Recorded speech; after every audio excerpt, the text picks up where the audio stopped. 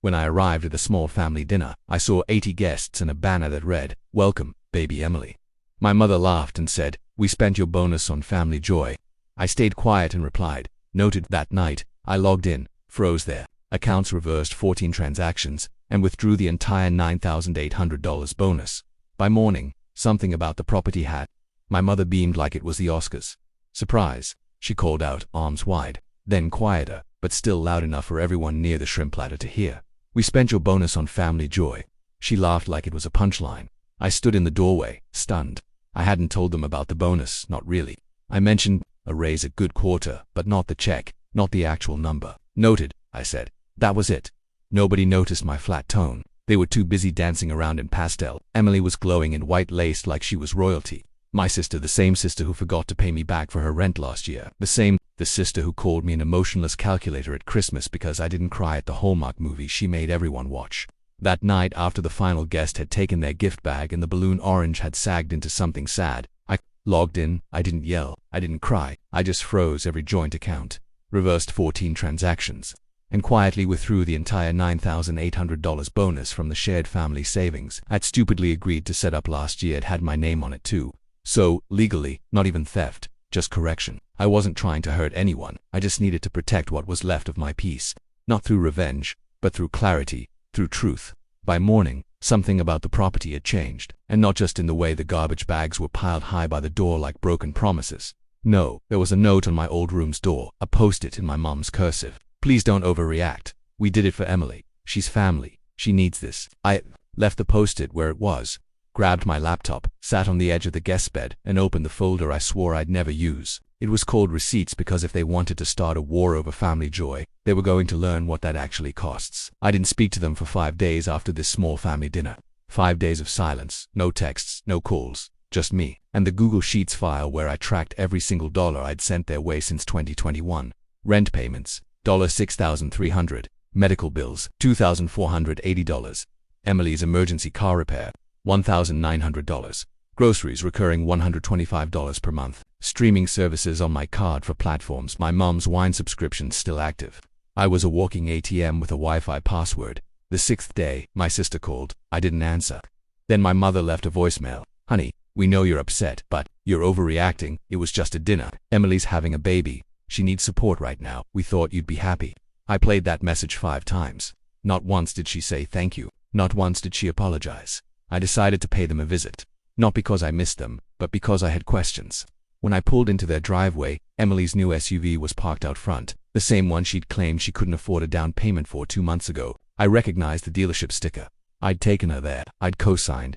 She'd said it was for job interviews. She wasn't interviewing. She was hosting influencer brunches with pastel macarons and overpriced centerpieces. I saw the reels. I saw the hashtags. I walked in without knocking. "Hey," Emily chirped, sitting at the dining table, surrounded by boxes from Baby Bloom. "Look who decided to grace us with his presence." My father looked up from the kitchen island. "Don't be dramatic. Your sister's pregnant, right?" I said. "So that makes it okay that you emptied my bonus into a fake baby shower with 80 guests," he scoffed. "It's called giving back to the family. Try it sometime." I stared at him. "I gave you $9,800, and what? You want a parade for that?" He snapped. My mother interjected. "We thought it would be good for everyone. Joy brings blessings. Joy brings overdraft fees." I replied. Then Emily stood up and smiled like the villain in a Netflix drama. "You always make it about you. Just admit it. You hate seeing other people happy." That was the line. That was the moment I stopped hoping they'd change. I left again. That night, I opened the hard drive I've been meaning to go through for months. A backup drive from before I moved out. I wasn't even sure what was on it. Turns out Emily had used it once, backed up her entire laptop, forgot to delete it. I found everything. Screenshots of our private texts edited to make me look violent. Voicemails from me spliced together with different tones to fake threats. One folder titled Insurance Claims with fake receipts and notes that included my name as a witness. Another labeled Bonuses with a photo of a whiteboard. If we say he gifted it, it's legally clean. I printed everything and then I made a folder. Family Ledger. The next morning I got a text from my dad. Emily said, "You were looking through old files, let it go. Don't do something you'll regret." I replied, "Too late. You should have thought of that before the shrimp tower." Then it got worse. I checked my credit report. 3 new inquiries, all from banks in their city. My mother had tried to open a card in my name. She used my SSN. I recognized the handwriting on the scanned application. She forged my signature badly. I confronted them in the family group chat. Attached screenshots, timestamps, the file path message. You have 48 hours to explain. After that, I pressed send. My aunt left the group. Emily replied, "This is harassment." My father sent a thumbs up emoji. My mother replied, "You are tearing this family apart." 47 hours later, I got a call from my bank. A $4,500 wire attempt had been blocked. Recipient Harris's family trust had never heard of it. The bank asked if I knew E. Harris. Yes. I said my sister. No. I told them I never authorized that transfer. Yes, I would like to file a fraud report. 10 minutes later, I got an email from Emily. Subject line: "This is not what Mom wanted." No body, no signature. I didn't reply. By Friday, it was all unraveling. Their friends started calling me. My uncle, a cousin I hadn't spoken to since 2014. Someone even messaged me on LinkedIn with a passive-aggressive, "Hope all is well. Heard some weird things. Weird things. You mean the time you took advantage of your own son to throw a fake baby gala for your manipulative daughter, or the part where you forged documents in his name?" Yeah, I'd call that weird too, but I wasn't done. That weekend, I scheduled a meeting with a family lawyer. I brought a folder of receipts, labeled each file, organized them by type: financial, digital, emotional. I showed her the backup, the forgeries, the texts. She said one word: leverage. Then she asked the most important question: "What do you want?" I smiled, and ending with fireworks. On Friday morning, I got a text from my father. No greeting, no emojis, just "Let's talk, man." Oh man. Workshop 700 p.m. The workshop wasn't a metaphor. It was the actual old shed behind their house. The one with a rusted toolbox, a cracked light bulb, and his dusty "work hard or shut up" sign still hanging above the window like it meant something. I didn't reply. I just showed up. He was already there, sitting on a folding chair, beer in hand, cigarette behind his ear. He smiled like we were about to watch a game. So he said, "You finally here to drop the drama?" "No," I said. "I'm here to see if you still have the nerve to speak to me." He laughed, took a sip. "Oh, come on, don't start. Look, Emily's pregnant. You want her having a kid in the middle of a scandal." I didn't speak. He took that as permission to keep going. "You and me, we're men. We handle things quiet. No screenshots, no banks, no lawyers. We handle things quietly. No need for drama or outsiders." Then he said, "The real reason I was there. We cleaned this up. You pulled back the fraud claim. And maybe this family gets back to normal. You good with that?" I reached into my bag, pulled out my tablet, and placed it on the dusty tool bench. "No, but I think you should hear something." I tapped play. He won't even notice. He's soft, predictable. Give him a guilt trip and he'll hand over the whole thing. It was his voice from a recorded call with my mom. I cleaned it up, edited out the silence, left just enough poison to taste. His eyes froze. "That's out of context." "Sure," I said. "Here's the rest." I swiped again, brought up a scan of a loan application filed under my name, his handwriting, his forged signature, a browser log showing the IP address, the session history, the timestamp, and then I opened the next one. An Instagram story from Emily, her holding a brand new iPad, caption: "Bought it with my silent investor's guilt bonus." He stopped drinking. "You don't get it," he muttered. "Emily's always needed help. You're strong. You've got the salary, the tech, though, so that makes it okay to rob me." I said flat. He didn't answer. Instead, I pulled out a manila envelope and tossed it onto the table. A copy of the fraud report. The original is with the investigator. Oh, and one more thing. The door creaked, opened behind us. Jake walked in. Emily's ex, the one she claimed was abusive, dangerous, emotionally destructive, she said.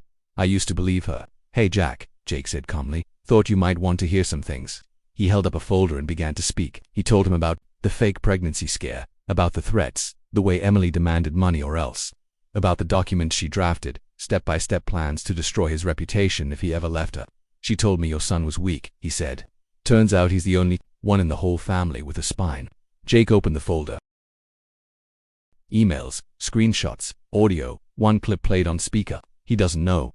I used his name for the paperwork. He'll never figure it out. He trusts me." Emily's voice, not even disguised. My father backed into the wall, pale and silent. I didn't know," he muttered. "No," I said. "You chose not to know." Then I leaned closer, looked him in the eye. "You lost me. Not this week. Not this month. For good." And I walked out. As I stepped into the evening air, I heard Jake's voice behind me, calm, but sharp. "By the way, Jack, if any of you come after me again, I go public." By morning, something about the property had changed. A notice was taped to the front door. "Sale of shared interest pending legal resolution." It wasn't handwritten. It wasn't subtle. It was bright orange, stapled to the frame with cold intent. By noon, Emily had called me 23 times. My mother sent 3 voice notes, all of them crying. My father sent just one text: "You're making a mistake you can't walk back from." I didn't respond. Instead, I uploaded a document folder titled Family Transparency Initiative. No drama, no hashtags, just facts. Inside were PDFs, screenshots, recordings, the loan documents in my name, audio of Emily bragging about manipulating me, photos of the baby shower that cost $9,800 from my bonus, a timeline of every transaction, lie, and public humiliation, and of course, the letter from the county confirming I had sold my 50% share of the house to a legal firm. They didn't know I still had partial ownership. It was the last card I'd held. They thought I was bluffing. They forgot I was raised by them. The fallout started within hours. A neighbor posted a photo of the orange notice to Facebook with the caption, "Harry's house in trouble." Another neighbor commented, "About time someone stood up to those people." That same afternoon, I received an email from a local news blog. They'd seen the documents. They wanted a statement. I gave them one. Line. "Sometimes you have to burn the legacy to escape the inheritance." They made it the headline. That night, my mother posted a 7-paragraph Facebook rant. She called me ungrateful, said I betrayed the family, said, "Certain people don't understand how hard it is to be a parent."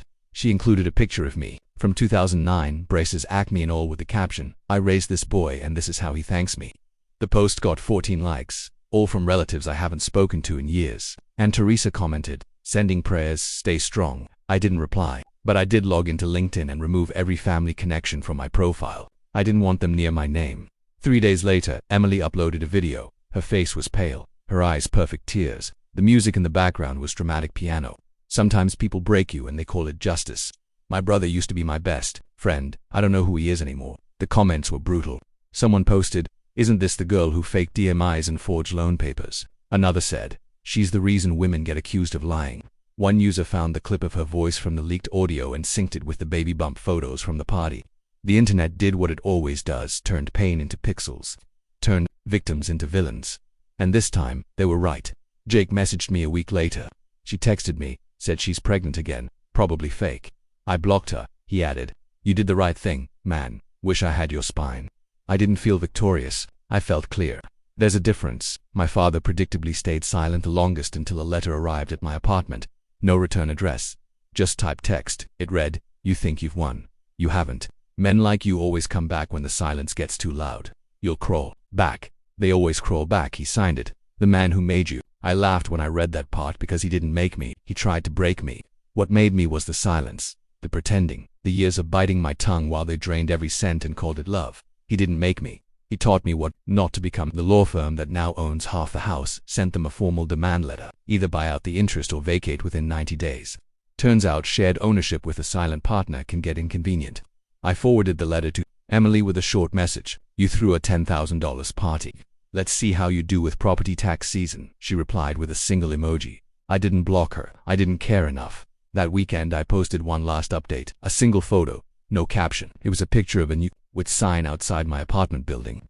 The one I just had installed by the door to my new studio office downstairs. Burn Ledger, Personal Strategy and Digital Forensics. That was the name I chose because if they ever try again, I'll be ready. And if someone else ever feels like I did, I'll show them how to fight back. The check cleared on a Thursday. $117,428 direct deposit from the liquidation of the Harris family home. It wasn't a gift. It was compensation, and it was mine.